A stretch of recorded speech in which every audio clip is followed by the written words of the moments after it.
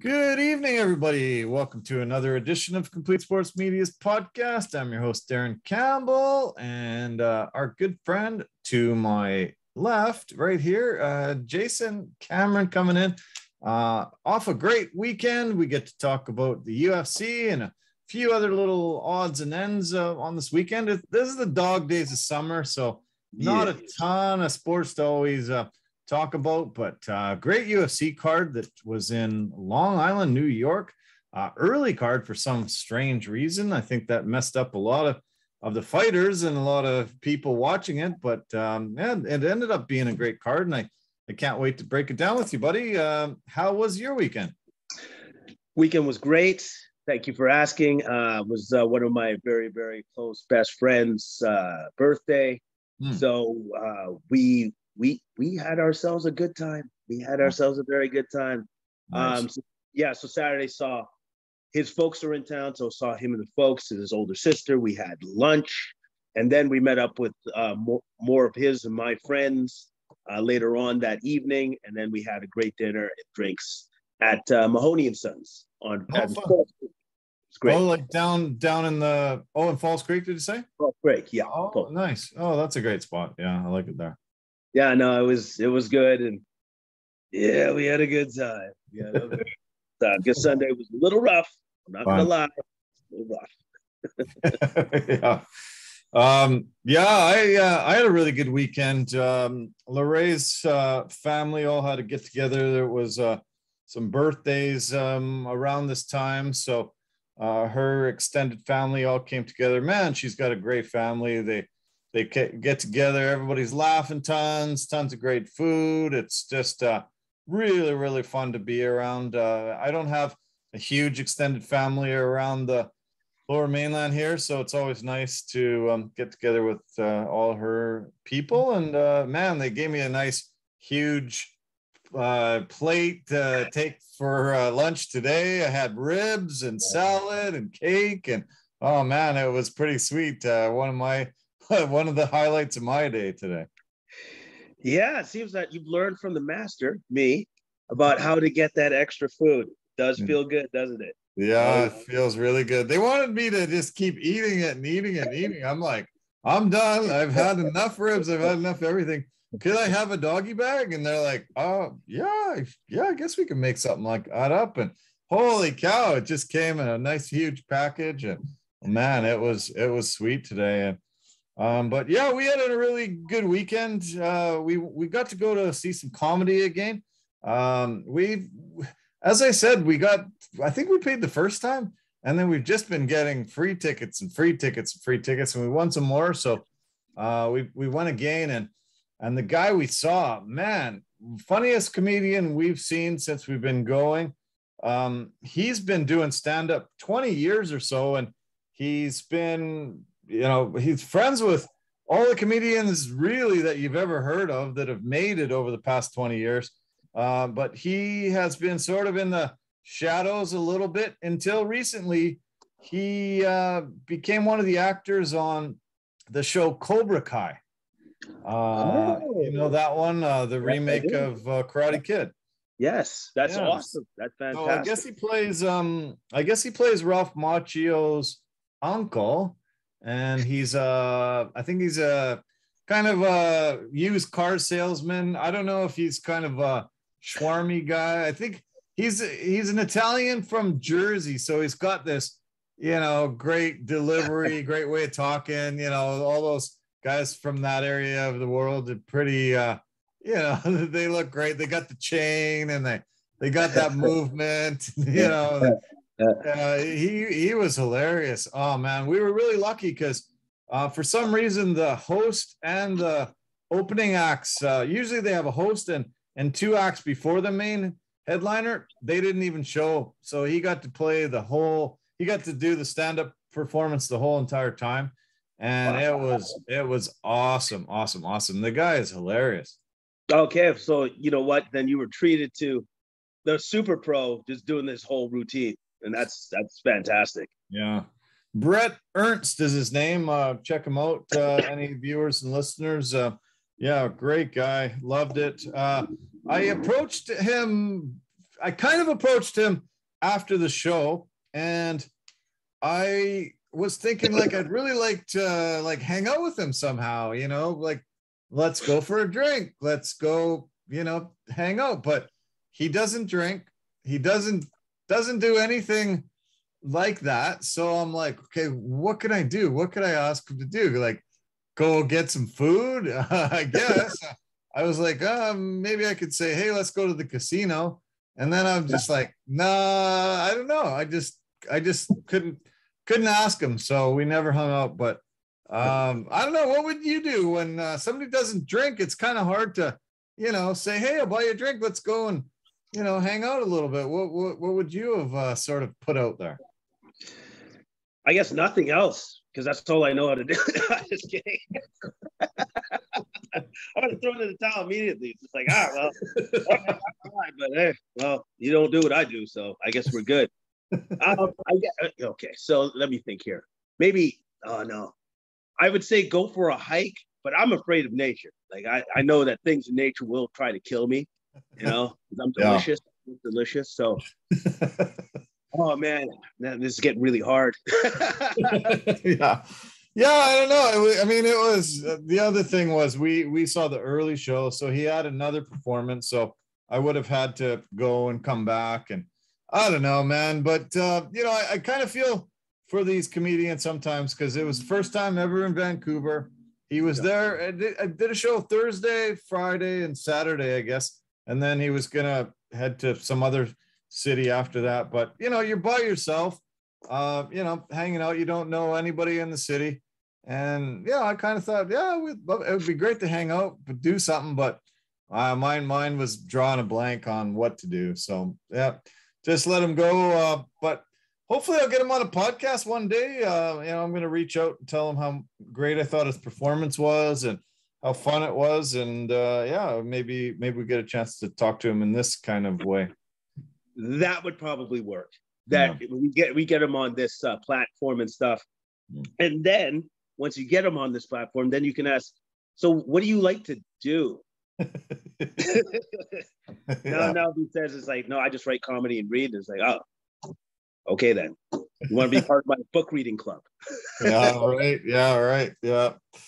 He said he came from Calgary, and he goes, oh my God, what a horrible town that is, man. That's just a butthole there. He was like, it reminded me of like Alabama or some brutal state we got down south. He's like, what the hell's going on there? That is just one lousy city, saying it. And then these guys were chirping him a little bit from the one table on the side, and he just, oh, okay, these guys are from Calgary. I could tell. He even was saying the hey Calgary on their way out in the front lobby there. He was calling them Calgarians and stuff. And that was pretty funny. He did not seem to like Calgary at all. No, he didn't like to seem like Calgary. Maybe he's not a Flames fan, which would make a lot of sense. I don't know too many people that are. And like the last time I heard of a Flames fan was, who was playing? I think it was Lanny McDonald. Right. Yeah. I think he just didn't like the cowboy boots and cowboy hats and all that kind of stuff. And like the Calgary Stampede's going on right now. So I think everybody's decked out in their country gear. And I think it shocked him. I don't think he had any idea that it was going to be everybody dressed like the farmers and country folk. No, he probably had no idea. He probably doesn't really understand like the composition of Canada at all. He just goes, agent, where am I going? It's like, Canada. Where's that again? Oh, it's above us. Okay, cool. Let's go. Yeah. You're probably very right. Yeah. Well, the weekend was great, but the week was kind of lousy. I'm just, do you remember when we had that conversation about me wanting to go in the backyard and get some sun? And there was a bunch of landmines left by the dog there that I actually had to pick up. And it was just broken, every rule in my book.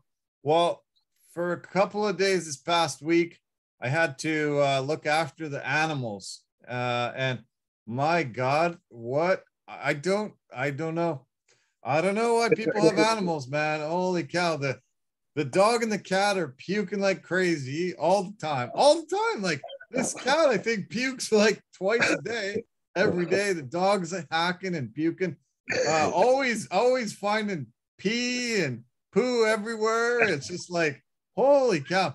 The cat at least has a litter box, but it gets really stinky real quick. So you got to change that crap. And then the dog is just, he has no way of telling you really, hey man, it's time. And so he goes up to the door, but if you just don't notice it for a second, bam, there it is. So I paid a kid, next door neighbor kid, to walk him around the block a bunch. And the kid was not too happy, but I gave him a bit of money because I'm not doing this. I got to figure out a better plan. So, but it was horrible, man. I do not recommend having to be around animals. I don't know why everything's coming out one end or the other at all times through the day. It's just brutal. It's brutal. Yeah, they can be pretty brutal. That's why I don't have them. I don't have a pet because I remember when I was a kid, I had a cat, and I remember you let that kitty litter go on for too long, man, you're gonna pay for it. You are gonna see some stuff. You're gonna see things crawling in it, and then all of a sudden it's like, oh man, you gotta clean it. You gotta clean it right away. Oh man, so brutal. Yeah, I can't believe some people like it. I don't get it. It's just still not figuring it out. Can't understand it at all. Just unreal. And then cats just constantly like, oh man, here we go again. Yeah, well, you know what? For cats, that's always the hairballs that they have because they always clean their coat. Apparently, there's something that you can give the cat to lessen that. Yeah. So that might be something you might want to look into. Yeah. So that you always aren't cleaning up hairballs all the time, which are pretty gross, by the way. Yeah, really brutal. Right now, currently on sports, as I said, dog days of summer, no NFL going on, obviously, no NBA, summer league's done. I'm right now currently watching the home run derby at the All Star game. It's in Chavez Ravine down in LA for the Dodgers home field. Julio Rodriguez, you got to see him live last weekend there with the Mariners and Jays. He's winning right now. He kicked butt in the first round. He got 32 home runs in the first swing off, 31 home runs in the second swing off, just beat Pete Alonso. On to, it looks like he's in the final now against Juan Soto. And Juan Soto just turned down a $440 million contract from Washington. So now they're looking to trade him. I'm sure there's going to be some takers, but man, can you believe somebody would turn down $440 million? I can, because if Juan Soto's thinking like I am, he's thinking this. It's a little light, to be honest. And also, too, I got kids to feed. What are you doing? What are you doing? How disrespectful can you be? 440? Are you kidding me right now? I'm out. Get me out of here. Man, yeah, he must have a lot of kids. Holy cow. The guy must have a lot of children. Oh, man. Yeah, they must have been stunned. I think everybody must have been stunned when they threw that offer down on the table and he's just sweeps it away. No thanks. That's not enough. It's impressive, actually. It's impressive because now what he's doing is like, oh, no. Unfortunately for you, that's not my market. Now, other players be like, oh, wait, you can turn that down? Ooh, didn't think of that. Crazy. Yeah, crazy. Amazing.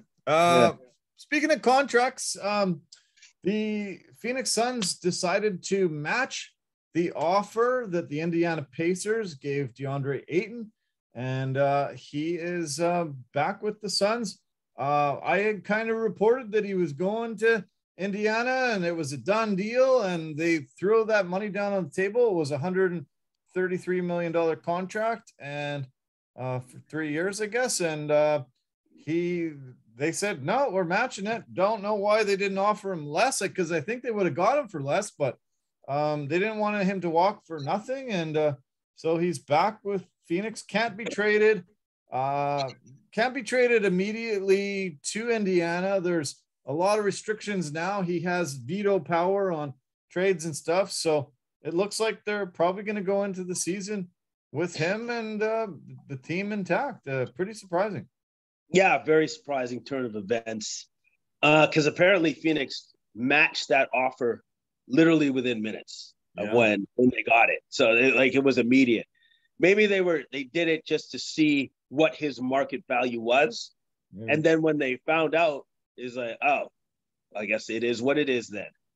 And also too, like he does fit within their scheme, their offense and their defense. He's a very big piece to their success. So I thought it was a very smart move on their part to match him and pay him what he's worth. Yeah. I was, I'm glad they did it, but I was quite surprised. That they weren't able to come to an agreement before, seemed like that was more money than they probably could have got him to sign for if they would have just negotiated with him. But interesting way of going about it, and I guess they'll go in as one of the favorites going in next year. Because they have been really great since he's got there. Yes, he has. They have. He's been great. Obviously when Chris Paul got to the Phoenix Suns, that's when they really, really turned the corner. And I don't know, like I've just always thought that they just maybe need to manage some pieces here and there for them to finally get over the hump, or to make sure that like both of their guards are healthy when they're in the playoffs, because Chris Paul, unfortunately, a lot of wear on that tire, man. So it's hard for him to stand up as the season goes on with his body. Yeah.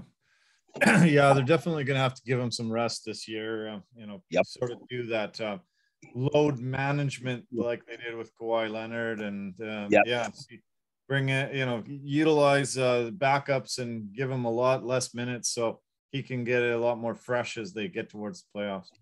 Yeah, I think that they're definitely going to have to do something of that nature so that he's fresh for the playoffs, because that's where they're going to need him. Yeah, exactly. Yeah. Kind of great that I have you on to talk about this UFC, because you have some expertise in what happened to the one of the combatants in the main event. You're just recovering from bad shoulder separation, serious shoulder injury. We saw the main event with Yair Rodriguez and Brian Ortega, and Rodriguez looked great. Seemed to be taking the first round early, and all of a sudden, bam! Ortega separates his shoulder, could not continue. In a bit of a controversial fashion, it ends. This was the contender fight for the next person to fight for the belt, and it looks like Rodriguez will get a chance here. But tell me about how long this recovery is going to be, how hard it's going to be. Ortega's going to be on the shelf for quite a while, having this severe separation. Yeah, anyways, I think it could be anywhere, but depending upon how severe the separation is and how bad it is, anywhere between 4 to 6 months. Wow. Let's be honest. And also too, since he's already had surgery and troubles with that shoulder from before, it could be even longer, because now he needs to make sure that the muscles in the shoulder itself is stable enough and strong enough that he can go back into his career and take abuse again. So he's going to have to very much be aware of that and not rush himself back into the octagon, because if he does that, he may be even out longer than he is now. Yeah, exactly. Yeah.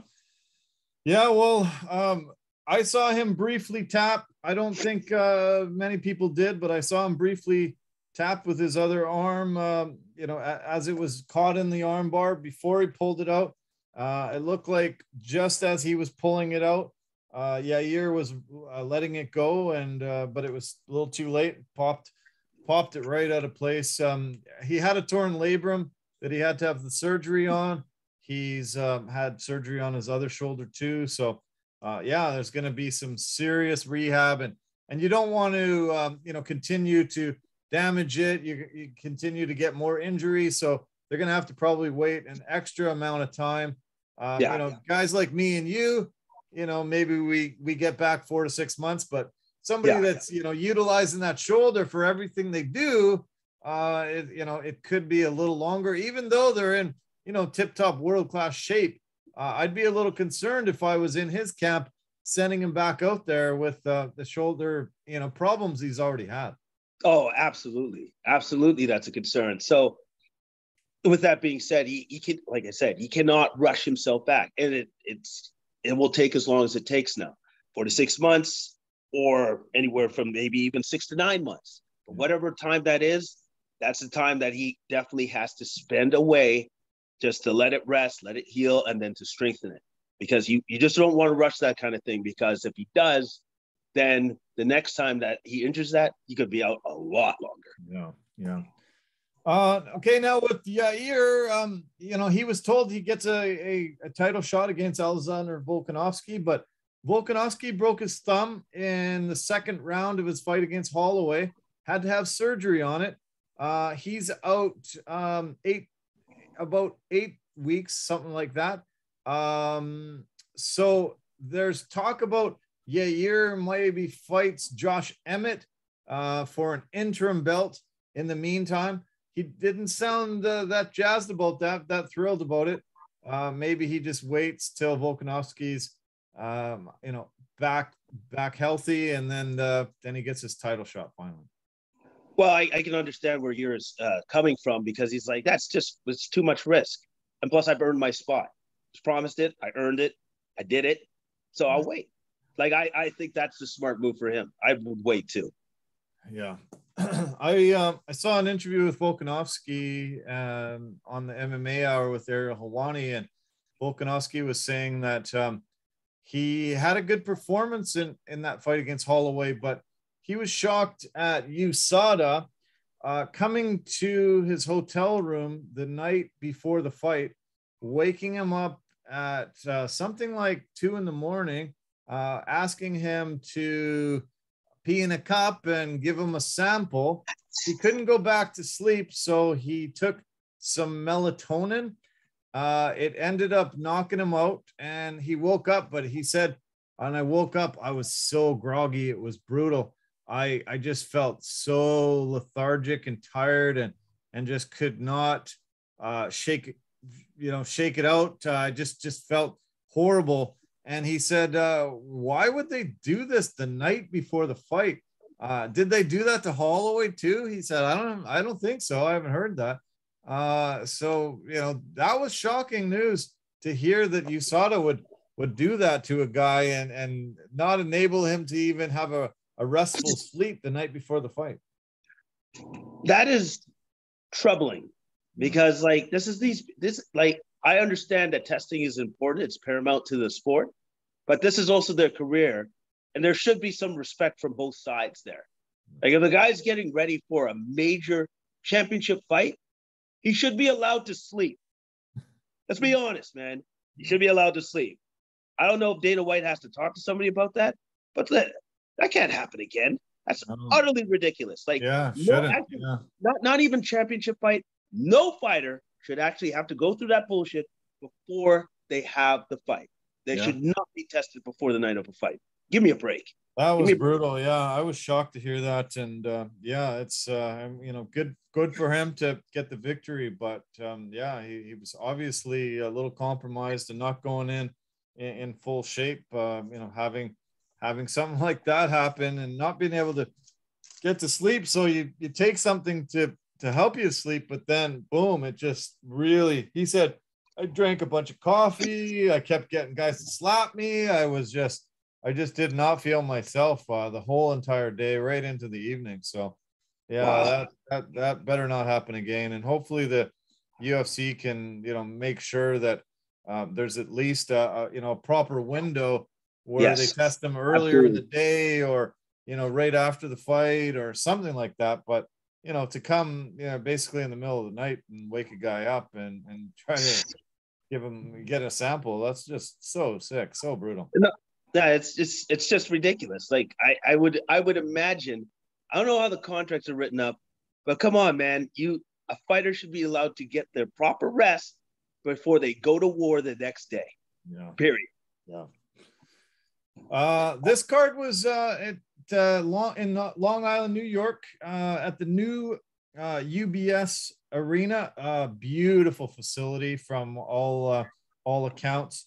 The Islanders were trying for so many years to get a new facility. They were in this old barn, and then they went to Brooklyn and tried to play games and went back and forth. And then finally this arena gets built. It's the first time MMA's been able to get into this new arena, and I heard incredible things about it. Great crowd. Really felt the energy there. And the other aspect of it was on ABC, which, you know, is a very prime network in the US, and, you know, lots and lots of eyeballs on this early card. So, you know, a lot, it's one of the most widely watched UFC events in the history of the sport. And I actually really kind of loved the gold jackets that they brought out. Gold jackets used to be worn on the commentators, you know, by the commentators for boxing back when I was a kid. And, you know, kind of cool that they thought of it, brought it out, you know, as a reminiscing from, you know, boxing back when it was Muhammad Ali days, and, you know, all the legends of the sport. What did you think of the gold jackets? Did you like them? Well, it caught me off guard for a second because I'm like, what, gold jackets? And then I had to think about it for a sec, right? And I'm like, oh, they're paying a little homage to, like, you know, the broadcasters of the past and boxing. Howard Cosell and, you know, those guys from way back. Yeah, no, I loved it. I thought that was pretty cool. It did take, like I said, it took me a while to remember that that's what that was all about, because I'm like, gold jackets. And I'm like, where did I see that before? I'm like, oh, right. I know. I thought it was great. And I hope that they do that again. I think it's a nice touch. ABC's Wild World of Sports was so huge when I was a kid. And you know, I got to watch boxing so much. You know, I grew up such a big, huge boxing fan, and that's where you saw the fights, and that's what they wore. And yeah, it was neat. I didn't hear previously that it was going to happen, and all of a sudden I saw them wearing the gold jackets. And I was like, holy cow! On ABC, and with that, somebody was really thinking, and I was really impressed with what they did. This was a great card. Lots of good fights. I complained about the co-main event going in as we did our preview last week. I didn't think Michelle Waterson-Gomez and Amanda Lemos deserved that spot. Waterson actually impressed in that first round. I thought she won that first round, but then obviously made a mistake, got caught in a guillotine, and Lemos, who's a tough woman, moving up the ranks for sure. Big victory there in that co-main event. Big victory. Waterson was very impressive in that first round, was able to keep the distance and fight where she felt comfortable.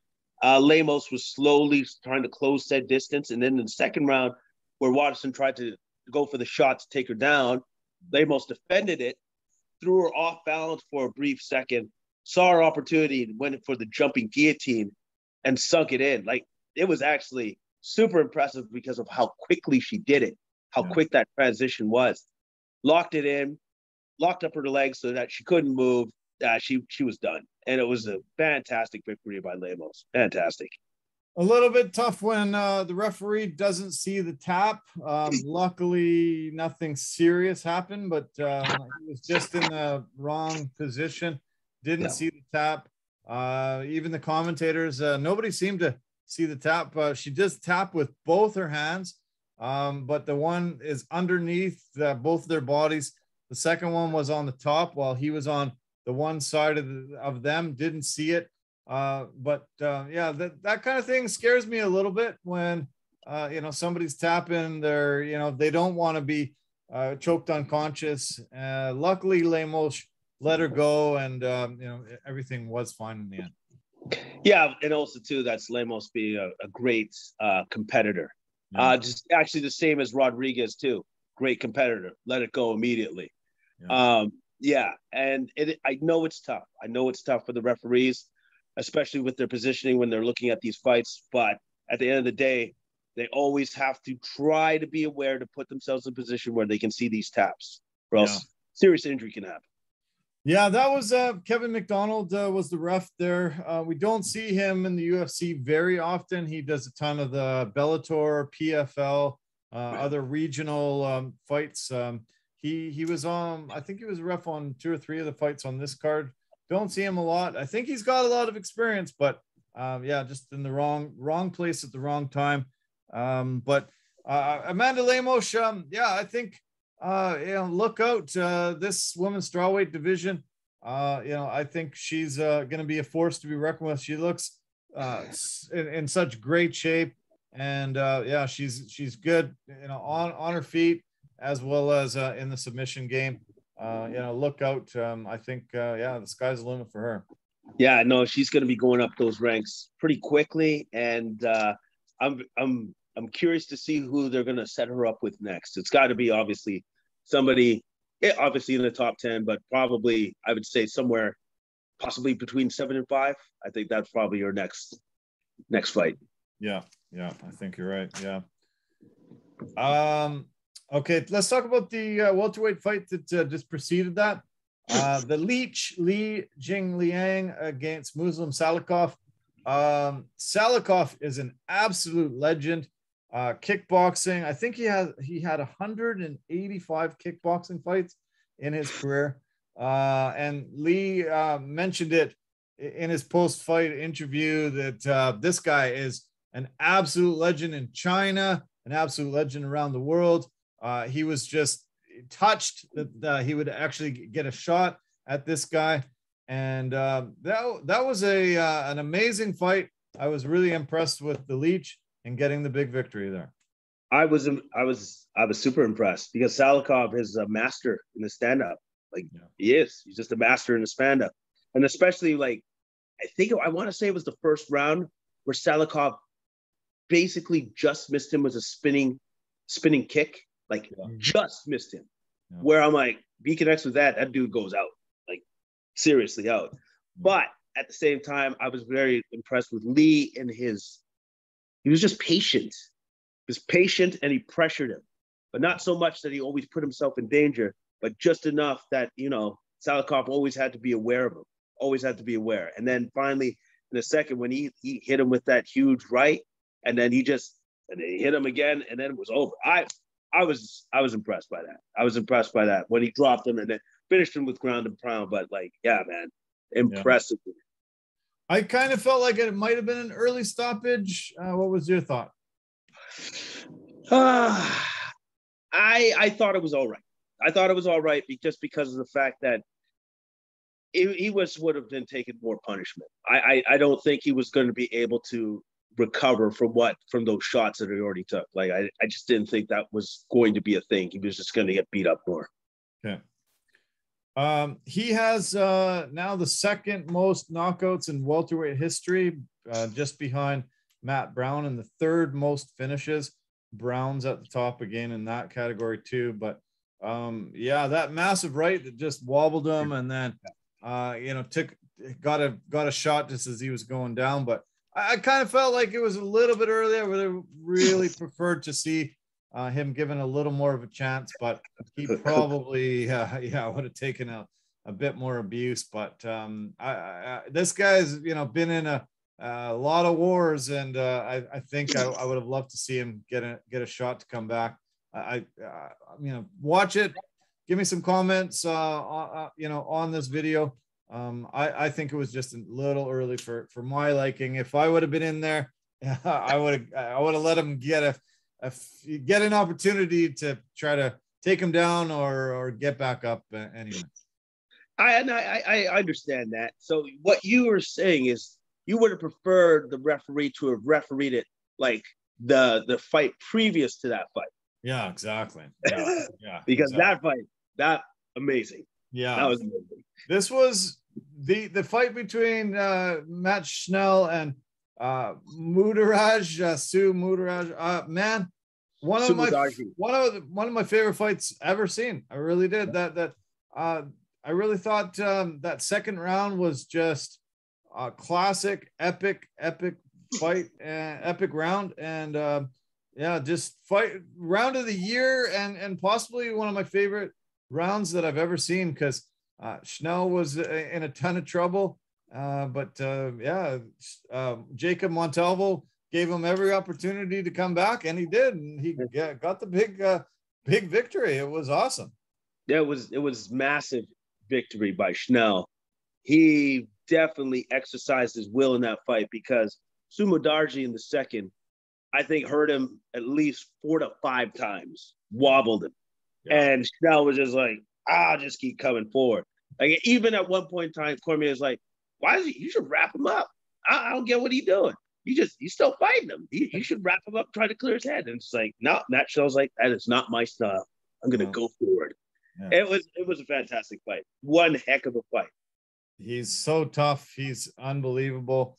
His legs weren't working for a while. He got wobbled, I would say about at least 4 or 5 times, and so tons of trouble. But to come back and get that choke, awesome. It was awesome. It was just great, and that we don't see that enough, in my opinion.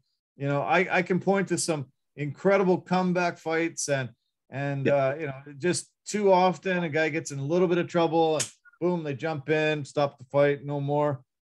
This really was great on Jacob Montalvo, giving them a chance. And, I think this will go down as one of the best fights in UFC history.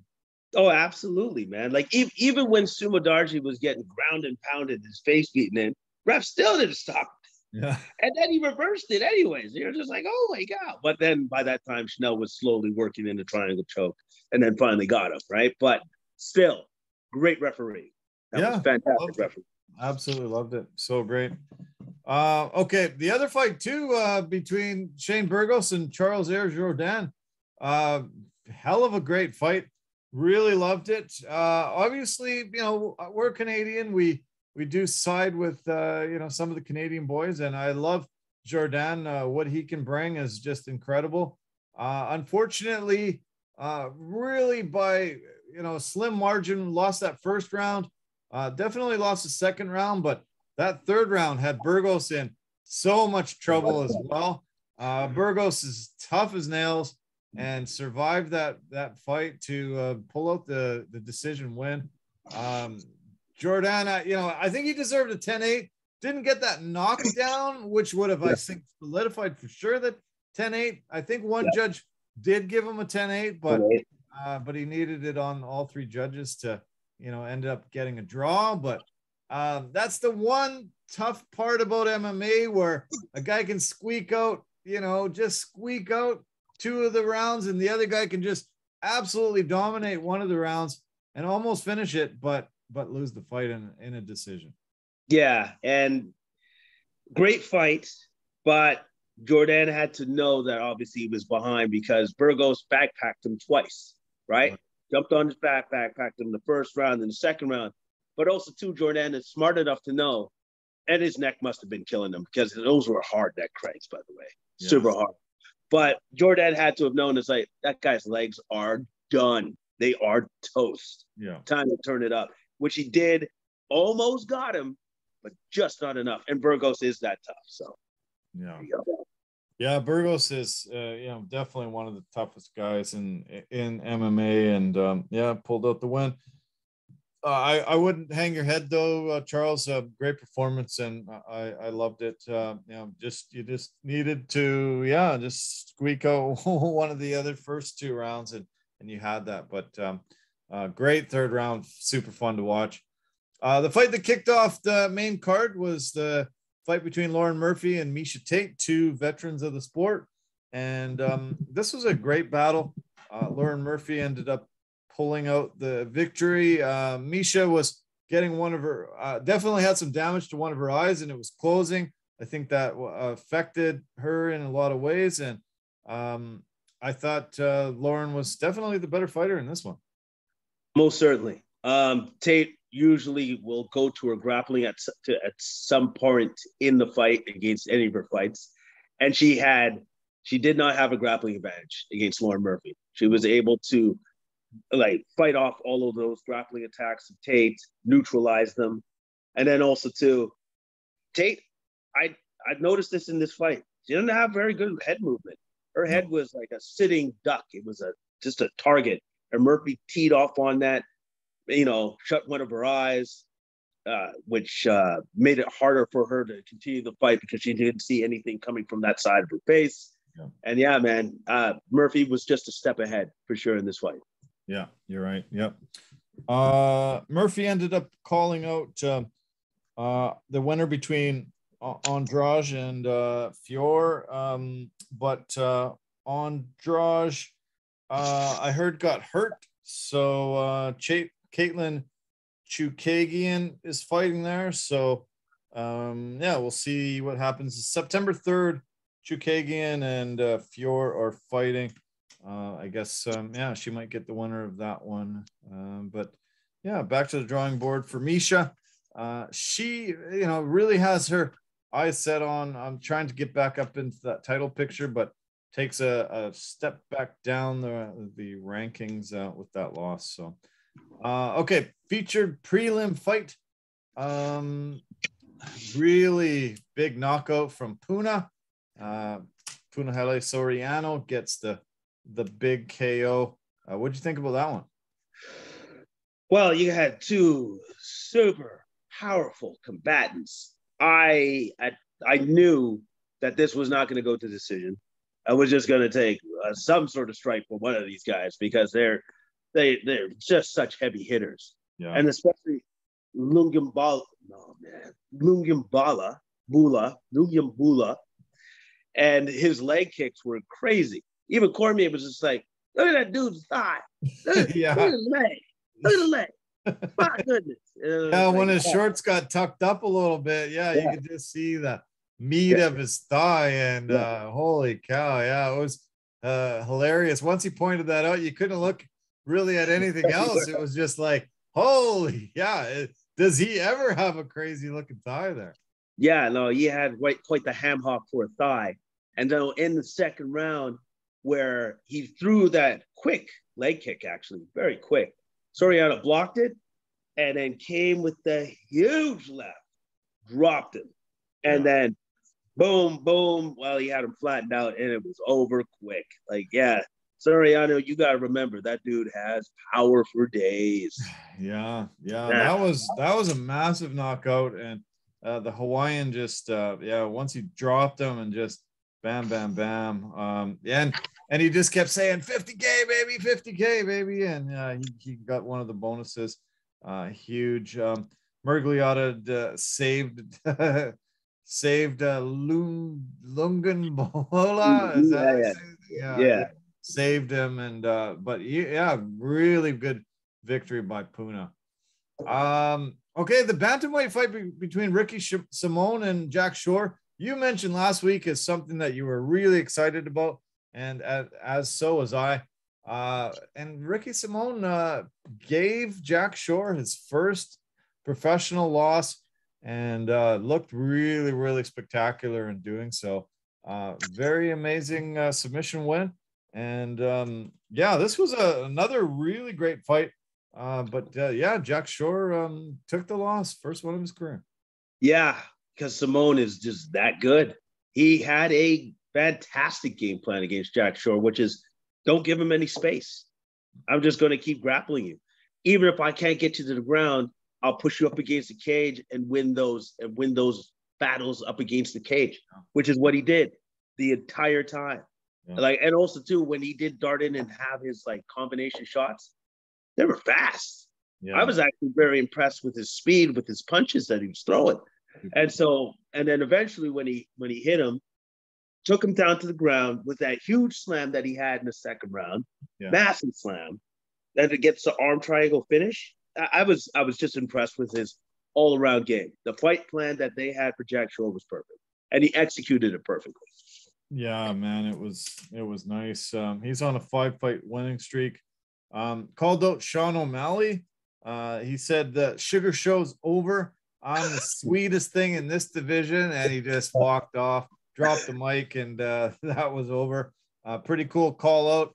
And I think a lot of guys want to take on O'Malley. Simone's 13th in the division. Definitely O'Malley has asked for guys a little bit higher in the division if they pay him well. That would be a hell of a fight, I think. I think that would be a great fight. I think that'd be a great fight. If he doesn't do the rematch with the other guy, with Munoz, if they don't do that, then they should definitely give him this guy. That's a good fight. Simone, yeah, very fun. Yeah.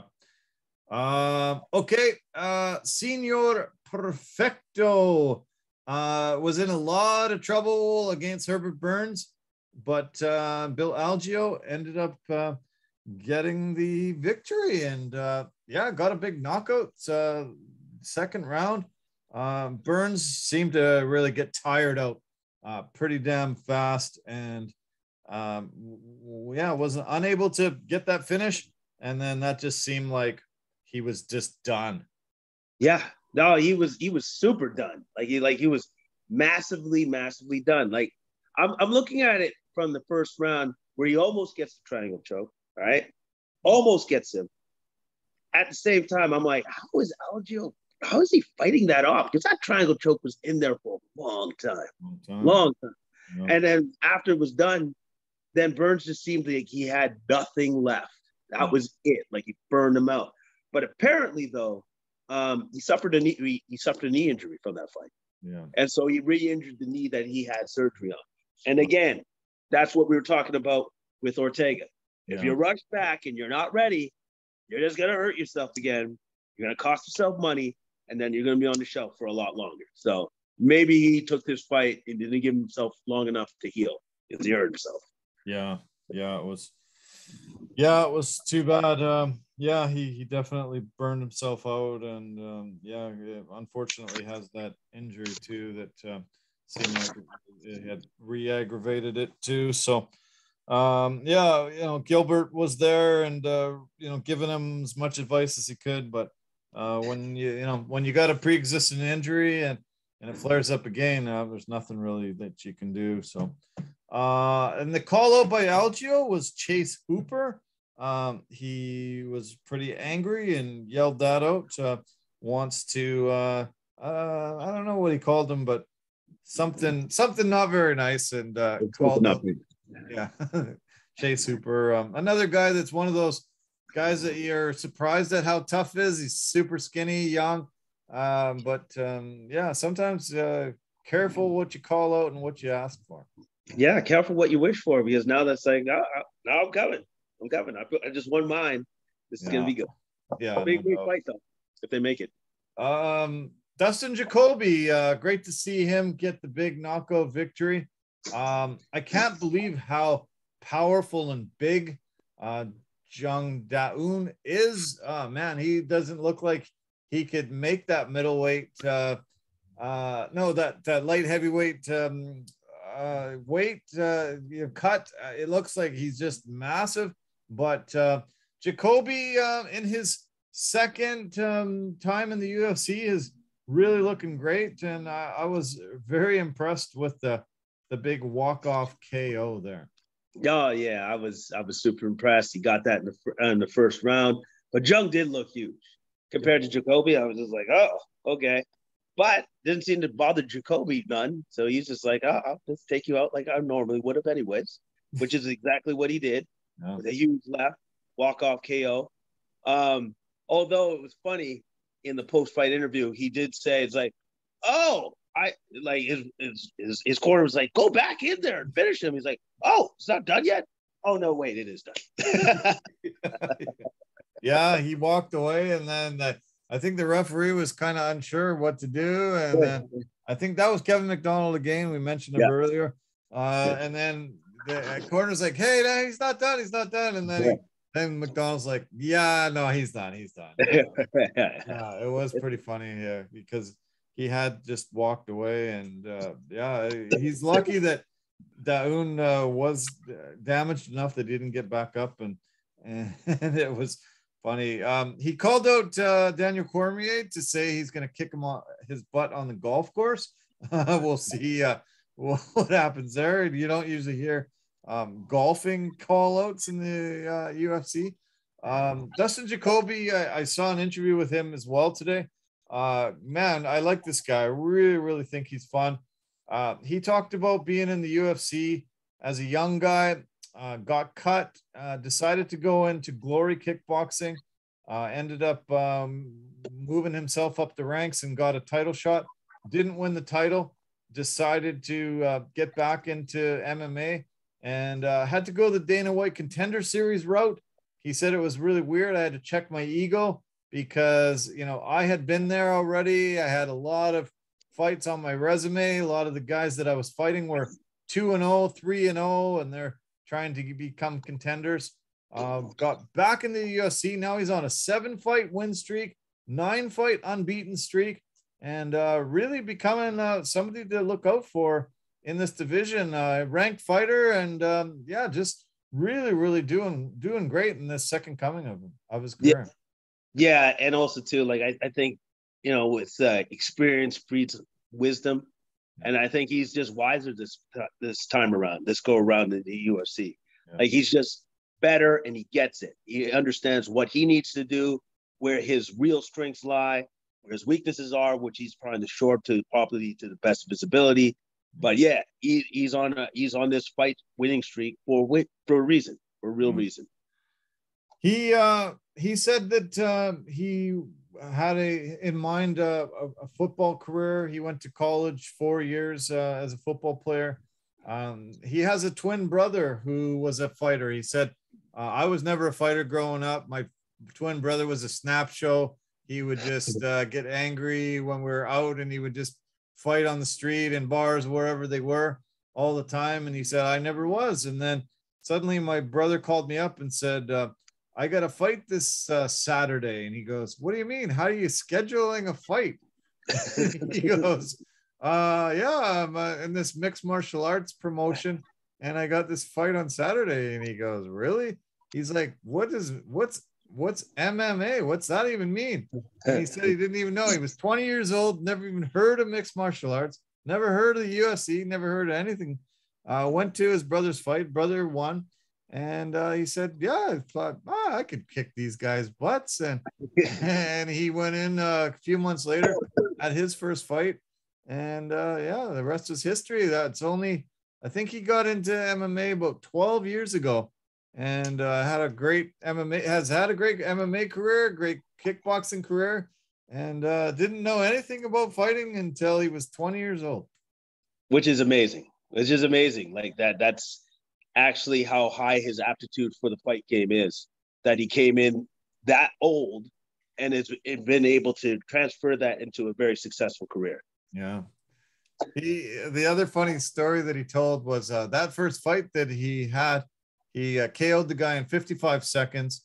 And he said it was great. He couldn't believe the amazing feeling he got, the explosion of the crowd going in. And as it's going, he said 55 seconds, all of a sudden I hear just so much of a roar. And then I just knocked the guy out so severely that nobody made a sound in the arena. It was just all of a sudden just zero sound, except the guy's wife, who was just bawling. And it turned out this guy was a owner of a pizza place.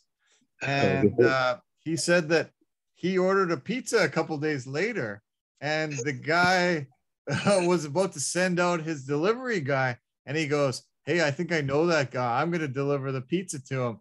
And he showed up at his place and said, hey, here's your pie. I'm the guy that you KO'd the other night.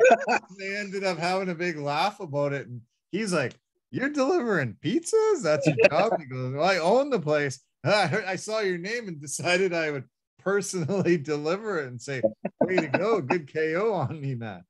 Oh, that's awesome. That's awesome. That's a great story. And also too, that's him being a good sport about it. Yeah. You know, so that's cool. Yeah, very neat. Very cool. Yeah, it was a super fun interview. I really like this guy. Can't wait to see him more and dig into him a bit more. Yeah, great personality and good fighter, man. He's on a meteoric rise here. And light heavyweight division. Look out, Jacoby's coming. Talk about the fight between Dustin Stoltzfus and Dwight the Body Snatcher Grant. Stoltzfus gets the big decision. the German there looked great, and yeah, got another big victory under his belt. Yeah, Grant had really good movement, and also too, like he did great with the countering, but eventually Stoltzfus was just kind of slowly closing distance until finally, when he could get his hands on him, then that's where his advantage really showed in the grappling. Like Grant had nothing for him in the grappling contest at all. No. That's how he won the fight. And then when he was able to control him on the ground, especially super impressive in the third, where he wobbled him and I believe slammed him, picked him up, walked him to the middle of the cage, boom, and then that was it. That was it. He didn't get up after. That was a massive, massive slam, and yeah, he kept control. Just was able to fight him, and really, once he started that grappling, tell that was a big advantage, and he was gonna be able to take that fight. And the fight that kicked off the card on the prelims, we saw the debut of Emily Ducati against Jessica Penne. Penne's been around for a long time. Ducati was making her UFC debut and got a big decision victory. I was really impressed. Great leg kicks by her. Good takedown defense. And nice to see a new girl come in and actually, do so well against such an experienced veteran in Penne. Oh yeah, no, she did fantastic. I was super impressed with Ducati. What's her accuracy and her efficiency and her strikes, but more importantly, those calf kicks. Boy, I have no idea why Penne wasn't starting to check those earlier, because eventually I didn't think she was even going to be able to continue on with the fight in the third round. It almost looked like she couldn't even stand on it. She managed to get it back somewhat a little bit, but it was pretty close to being stopped right then and there. But Penne showed her exceptional toughness, was able to finish the fight. But yeah, super impressed with Ducati. Great game plan. Great way to chop her legs out from underneath her to get that win. Yeah, holy cow. It looked like, she was starting to become in a lot of pain and started to limp badly on the one leg and was just having a hop on one leg for a bit till that pain went away. But look out. Ducati's coming. Great card. And all in all, I really enjoyed it. I don't know why they had it so early, but I got it out of the way with. I did watch it live and just decided to get it done and out of the way with. And there was a ton of great fights on it. I really was happy they went to Long Island and fought in that new arena. And the crowd was awesome. Lots of energy and a lot of really good battles. Oh yeah, no, great crowd, great energy, especially considering how early the fights were on, which is kind of amazing. But yeah, fights were great, and looking forward to this next set of fights. I believe this next set in England, right? It is, yeah, back in jolly old England, and it's also really early. The prelims start at 8 again. Main card's 11 a.m. Pacific time. Obviously 11 for the prelims and 2 o'clock for the main card on the East Coast if you're watching there. But the last card that they had in England, one of my favorite cards of the year. Couldn't believe the energy and the absolute massive fan support there. This is going to be just as great or even better because we get to see all those same guys that were the stars of the show on that last card. And the heavyweight battle between Aspinall and Blades. I'm really stoked for this one.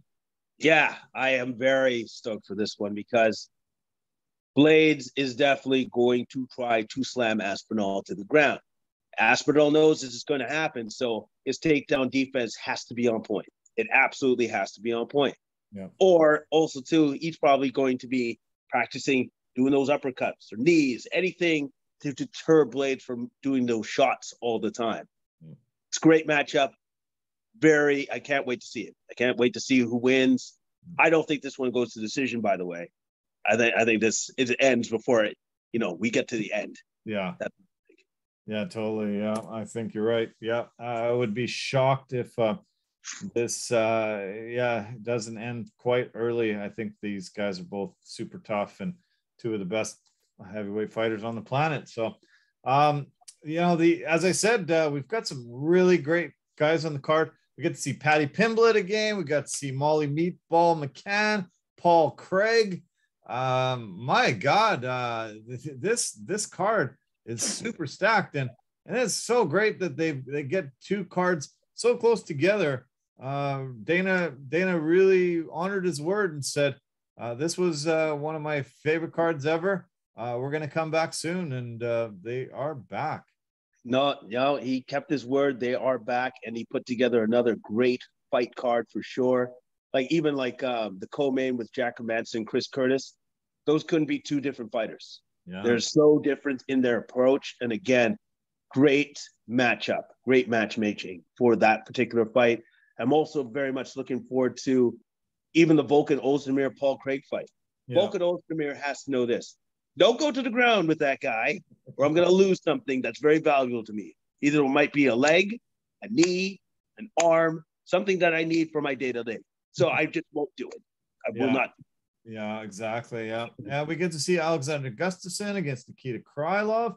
That's awesome. Gustafsson's one of the best light heavyweight fighters in the world. It'd be awesome to see him. We get Mark Jacasey. We get Mr. Finland, Makwan Amir Khani fighting. Just on and on and on. This is gonna be great. And as I said, a nice early one. Get it done with, and then you can get back to drinking like you always do on Saturday. Yeah. No, that's not really gonna happen anymore. Probably just gonna take a break, read a book. All right. I'll text you on Saturday. Make sure you're not my book. You're not getting that FOMO that really comes over you on Saturdays. You're actually just reading. No. You phone. I'll be reading. Okay. I'll tell you that much. Okay. Nice. I love it. Couple of quick notes I want to mention before we move on. Frankie Edgar has decided he wants to have the UFC give him one last fight. He wants to retire. He has asked for the UFC to give him Dominic Cruz as his next opponent for his retirement fight. Dominic Cruz is scheduled to fight Marlon Chito Vera coming up in a couple weeks. But Frankie wants to have one last kick at the can. He said he's been thinking about it after being knocked out pretty severely last couple fights, and he would like to just go out with this one last fight. He said when he was the champ, Dominic Cruz was the champ in the other division. He always thought it'd be great to challenge himself against him. They now fight in the same division, and I would really look forward to that fight. I hope the UFC is able to put that together. I think they will, and I don't think Dominic Cruz would turn it down. I think he has great respect for Frankie Edgar, and he'd be like, yeah, sure, let's make it happen. As long as he doesn't suffer any serious injuries against Marlon Vera when they fight, they're definitely going to make that happen, for sure. Yeah, I've always been super impressed with Frankie Edgar. What an amazing career he's had. Just got so much out of his fighting career. Some of the most epic fights ever witnessed. Frankie going in. He came in the underdog on many occasions and shocked the world and was able to get huge victories. And I think next stop, Hall of Fame for him. What a impressive fight career. Oh yeah, a very impressive fight career. He's done so much in the sport, for the sport. He's got nothing to hang his head about. I'd say that he's definitely a future Hall of Famer.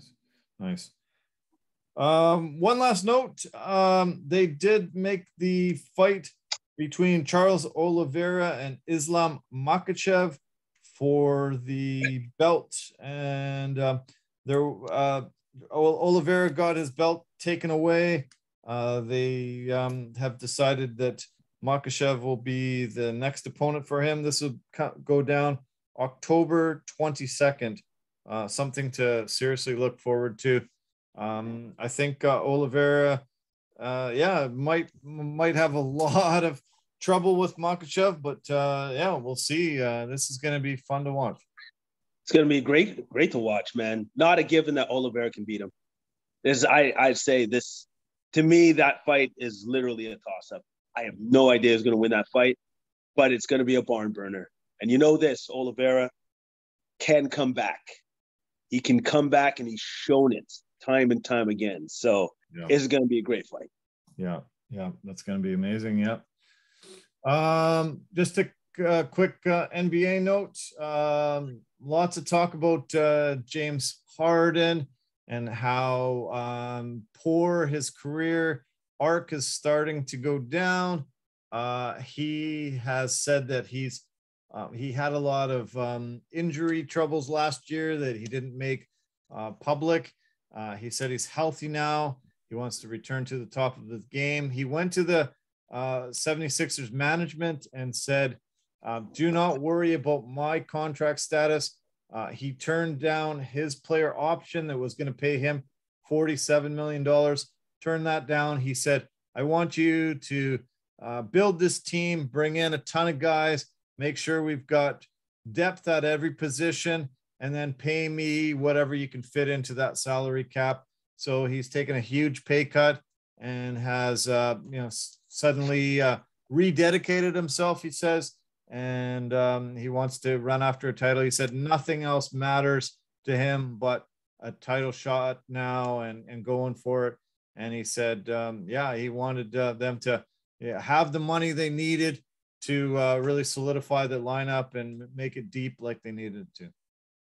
That's surprising because of just how he's been acting for the previous couple of years. That's surprising. That surprises me. It's wow, you do care about winning? Question mark? Well, I guess question has been checked off. It's been answered. He does care about winning. So I guess with him rededicating himself to his team and the sport of basketball, I can imagine he's going to come into shape in training camp. He's actually going to come into shape. Yeah. Wow. First off, I love the words. I love the emotion behind the words and what he meant, but I still have to see it. I still have to see it. See it to believe it, right? Because he hasn't been able to dedicate himself as much as we wanted to recently. So, we'll see.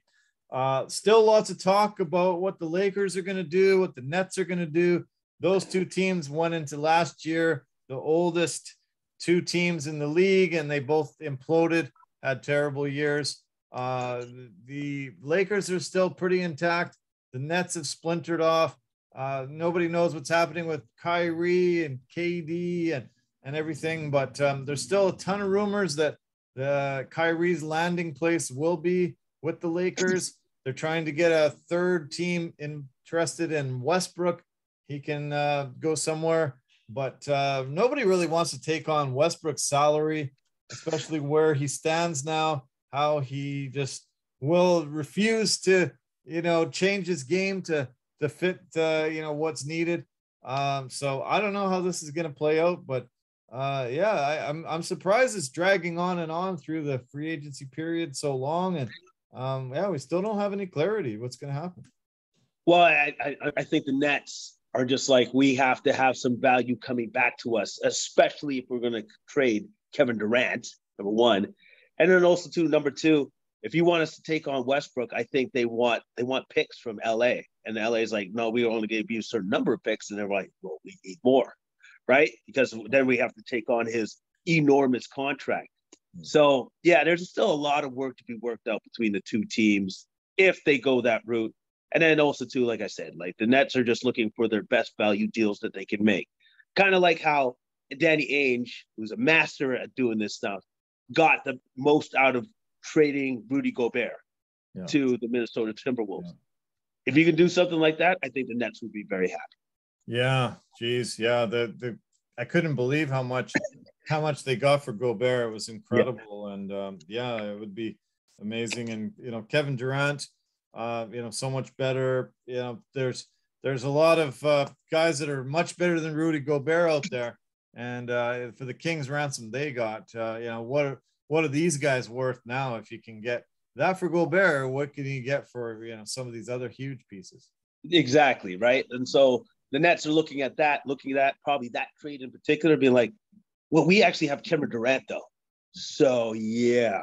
I think we're gonna need more. Yeah, no kidding. Yeah. The home run derby is over. Juan Soto has won. He beat Julio Rodriguez in the final. So now he's going to ask for 440. How much million? I don't know what he's going to garner now. They give him a huge chain around the neck. All-Star game MVP. He was pretty damn happy. And but yeah, I guess we're going to hear in the coming weeks, trade rumors going for Juan Soto and where he's going to go. He might be the first guy to sign something that's over $500 million. It might be, something that's just blowing our minds. That's when he'll say, now I have enough. Kids, I'm coming home with food. Yeah, I can't wait. I hope he does some viral videos of that, and we'll be able to put that up on the podcast all the time. Press that button. Food's coming. Food's coming. Yeah. Food's coming, baby. I got kids to feed. Food's coming. Oh man, so funny. There's a special on tonight. It starts tonight. I think it's a 7-part series. It's on the captain, Derek Jeter, former New York Yankee. It's created by the same guys that did the Last Dance documentary about Michael Jordan and the Chicago Bulls run to their final championship. I suspect it's going to be just as good or even better than that Michael Jordan documentary that really, lit up the sports world when it was released. First episode goes tonight. ESPN in the US and TSN here in Canada. Do yourself a favor, watch it, PVR it, check it out online. It's going to be awesome. Oh, yeah, definitely. Like, if it's the same guys that made The Last Dance, how could it not be awesome? Yeah. Honestly, how could it not be? Totally. Yeah, I'm so glad it's shown here. I thought it was going to be on some platform that I don't have. I've got seeming to, get more and more platforms all the time. And I always ask people, hey, have you seen this? What platform's that on? I don't got that one. Oh, yeah. And it's just so often these days. But this one, boom, they're showing it on ESPN, TSN locally here. So excited. Can't wait to watch it all. Well, now that I know about it, I'll be PVRing it for sure, because those guys don't do a misstep. If anything even comes close to The Last Dance, I definitely want to see it. Yeah, no kidding. Yeah. Okay, buddy. Well, that was fun. That was awesome. As I said, dog days of summer, but still great to talk the UFC and an early card this past weekend, early card next weekend too. And we're going to be able to break it down as great as always a week from tonight. Yeah, I'm looking forward to that. Looking forward to getting yet another UFC under the belt early. Yeah. And it's going to be great. It's going to be great to watch, man. Enjoy your book on Saturday. Thank you so much. And I will enjoy my book after I watch the UFC. Thank you. Nice. All right. We'll talk again soon. Okay. Have a great week. Take care. Bye for now. All right. Bye. Okay. That was awesome. Fun as always. And a lot of great insight into that UFC card and a few other things. Thanks for tuning in. It was fun. I appreciate it as always. And also, before we move on, I want to thank our partners and sponsors. Anchor.fm, the easiest place to make a podcast, and absolutely phenomenal on posting on multiple podcast platforms for us. Verbero, the hockey equipment and apparel company, first in technology, leadership, and value. And the V350 stick is a must-have for any hockey player in your midst. Pampas and Possibilities. They've got really great, pretty things, West Coast vibes that can spruce up your home. And Forever Living, the Oliveira company for health and beauty products. go to our website, completesportsmedia.com, and you can get discounted rates on anything that you want to purchase there. So thank you so much to everyone that supports this. And thank you so much for tuning in. As always, take care of yourself. Have a really great week ahead. Can't wait to see you soon. Take care. Bye for now.